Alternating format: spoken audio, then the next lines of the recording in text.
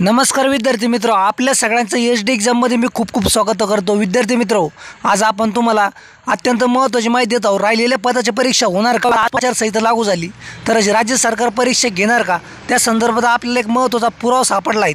विद्यार्थी मित्र, अत्यंत महत्त्वाची बातमी असल्यामुळे तुम्ही शेवटपर्यंत बघा आणि जर चॅनलवर नवीन असाल तर प्लीज चॅनलला लगेच सबस्क्राईब करून घ्या। हा व्हिडिओ अत्यंत महत्त्वाचा असल्यामुळे शेवटपर्यंत बघा। तर विद्यार्थी मित्र, आज महाराष्ट्रामध्ये म्हणजे 16 मार्च 2024 आजपासून 3 वाजल्यापासून विद्यार्थी मित्र महाराष्ट्रामध्ये लोकसभेची आचारसंहिता लागू झाली आणि या काळामध्ये आचारसंहितेच्या काळामध्ये राज्य सरकारला कोणकोणते अधिकार असतात, परीक्षा होणार की नाही त्या संदर्भात महत्त्वाची माहिती देतो। विद्यार्थी मित्र, इंग्लिशमध्येच आहेत, आपण तसं संपूर्ण तुम्हाला मराठीत व्यवस्थित सांगणार आहेत। त्या संदर्भात आपल्याला एक पॉईंट सापडला आहे, तो आहेत। तर विद्यार्थी मित्र, यामध्ये म्हटलं आहे की UPSC झालं, त्यानंतर MPSC झालं किंवा इतर ज्या परीक्षा आहे या परीक्षा आचारसंहितेच्या काळामध्ये घेतल्या जाऊ शकतात, परंतु याच्यासाठी एक अट आहे विद्यार्थी मित्र। आचारसंहिता लागण्यापूर्वी जर त्या विभागाने जर परवानगी घेतलेली असेल राज्य सरकारकडून परीक्षा घेण्याची, तर विद्यार्थी मित्र त्या परीक्षा 100% होतात।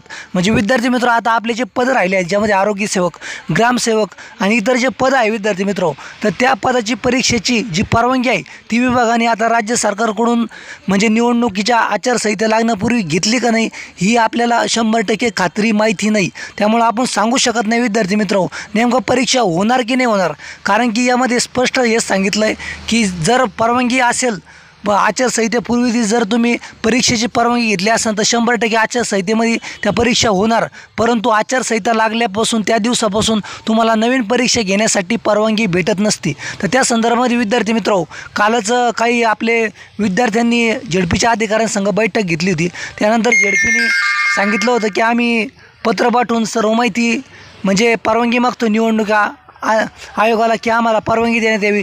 त्या संदर्भात सुद्धा विद्यार्थी मित्र कोणती माहिती आपल्याकडे आली नाही की नेमकं परवानगी राज्य सरकारने दिली किंवा निवडणूक आयोगाने राज्य सरकारला किंवा विभागाला परवानगी दिली की नाही दिली।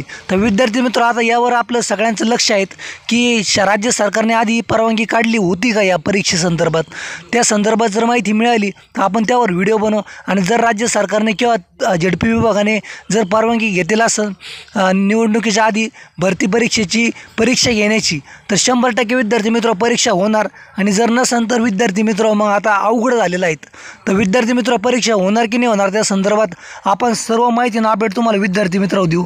अशाच माहितीसाठी चॅनलवर अपडेट माहिती राहा। राज्य सरकारला आपली व्हिडिओच्या माध्यमातून परत पुन्हा विनंती आहे की यामध्ये राज्य सरकारने मध्यस्थी करावी आणि राहिलेले जे पद आहे जे अत्यंत महत्त्वाचे पद आहे, सगळ्यात जास्त यालाच फॉर्म आलेत, या पदासंदर्भात शासनाने प्रयत्नशील असावे आणि परीक्षा लवकरात लवकर घेऊन विद्यार्थ्यांना आचारसंहितेपूर्वी एक दिलासा द्यावा। तर अशाच माहितीसाठी चॅनलवर अपडेट राहिले। शेवटपर्यंत व्हिडिओ बघितला, धन्यवाद, खूप खूप आभारी।